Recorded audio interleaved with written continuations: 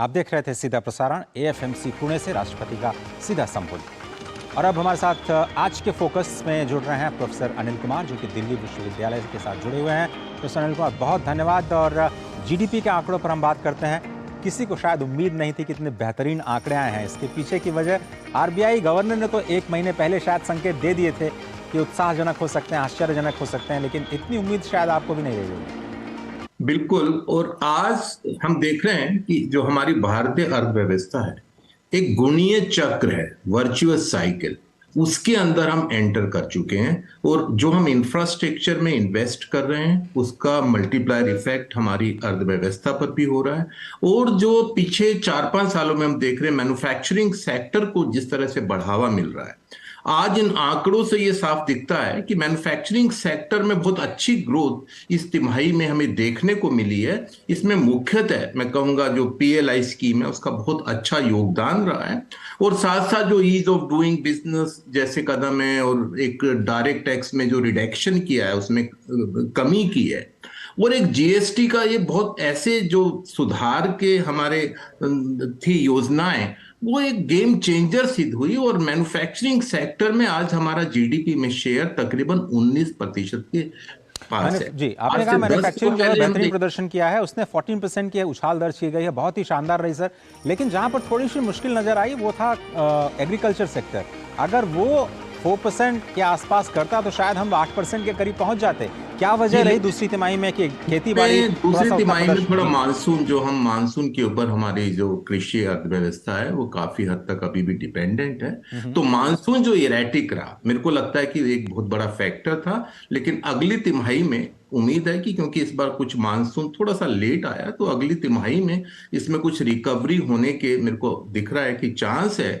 और साथ साथ अगर हम पूरे साल की बात करें, तो एक्सपेक्टेड जो विकास एग्रीकल्चर में अनुमानित है, वो तकरीबन 3% के आसपास है। और पिछले छिमाही में अगर हम देखें, तो तकरीबन 2.4% से ग्रोस वैल्यू एडिशन हमारे कृषि क्षेत्र में हुआ है। तो ये थोड़ा निराशाजनक तो हम नहीं कह सकते, क्योंकि एग्रीकल्चर में थोड़ा इरेटिक बिहेवियर होता है। तो इस तिमाही में मेरे को लगता है वो अच्छी रिकवरी एग्रीकल्चर सेक्टर में भी हो जाएगी। प्रोफेसर साहब, अब मेरे साथ बने रहिए। जो कोर सेक्टर के आंकड़े आए हैं उसकी भी जानकारी हम अपने दर्शकों को दें। कोरोना महामारी के प्रभाव से बाहर आकर के जब देश का औद्योगिक क्षेत्र है, या फिर इंफ्रास्ट्रक्चर जिसे हम कहते हैं, वो भी अब रफ्तार पकड़ने लगा है। इसका अंदाज इस बात से लगाया जा सकता है कि अक्टूबर महीने के दौरान देश के औद्योगिक उत्पादन में जबरदस्त ग्रोथ दर्ज की गई।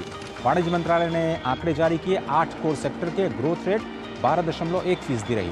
1 महीने पहले सितंबर में 8 कोर सेक्टर में ग्रोथ रेट 9.2% थी। साल भर की बात करें तो अक्टूबर 2022 में ये केवल 0.7% थी। जिन 8 प्रमुख सेक्टर्स में ग्रोथ आई है, उनमें कोयला, कच्चा तेल, प्राकृतिक गैस, रिफाइनरीज, उर्वरक, इस्पात और सीमेंट और इलेक्ट्रिसिटी शामिल हैं। सेक्टर्स का आईआईपी में 40% से ज्यादा का योगदान है।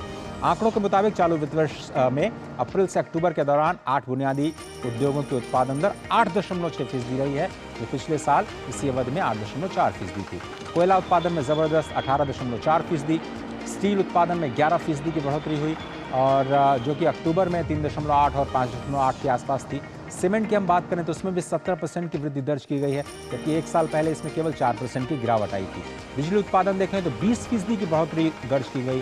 पिछले साल इसी महीने में 1.2% की गिरावट थी।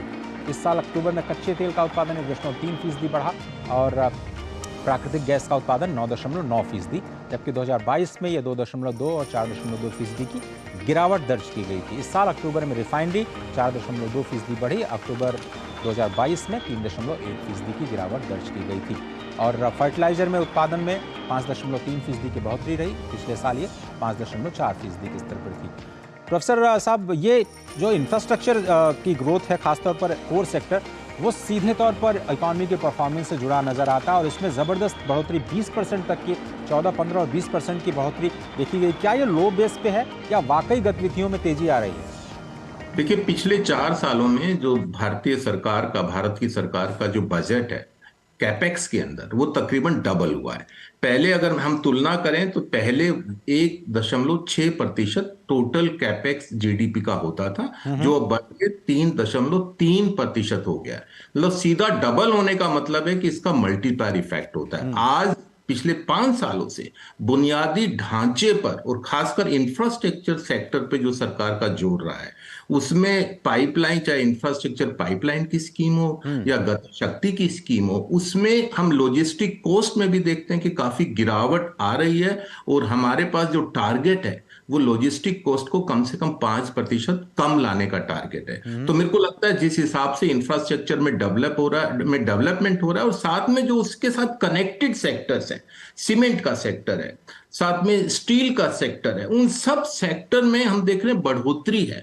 तो उसका जो असर हम सीधा सीधा देखते हैं कि हमारी जीडीपी के आंकड़े में हो रहा है। और सबसे सुखद बात यह है कि इसमें काफी हद तक जो कंट्रीब्यूशन है हमारे मैन्युफैक्चरिंग सेक्टर का और कंस्ट्रक्शन सेक्टर का है। मेरे को लगता है कि आने वाले दिनों में, क्योंकि इन सब में जो इन्वेस्टमेंट है उसका मल्टीप्लायर इफेक्ट होता है और साथ में जो गवर्नमेंट स्पेंडिंग है उसके साथ प्राइवेट इन्वेस्टमेंट भी इन सेक्टर्स उसमें भी में बढ़ आ रहा रहा है। है। प्रोफेसर तो साहब मुझे बहुत लगता है कि जी आने वाले दिन में भविष्य में हमारी जीडीपी की दर और जो अनुमान है उससे और आगे तक जाने की उम्मीद है। बहुत बहुत धन्यवाद। वक्त हमारे पास इतना ही है। आपने कहा मैन्युफैक्चरिंग और कंस्ट्रक्शन ये दो ऐसे सेक्टर हैं जहां पर रोजगार भी बड़ी संख्या में मिलता है। उस लिहाज से भी ये आंकड़े बहुत ही आश्चर्यजनक के साथ साथ उत्साहजनक भी हैं। बहुत बहुत धन्यवाद आपका। इकॉनमी टुडे के आज के इस अंक में सिर्फ इतना ही, लेकिन आगे है न्यूज़ नेट 10 भावना नैयर के साथ। देखते रहिए। मुझे दीजिए इजाजत। नमस्कार।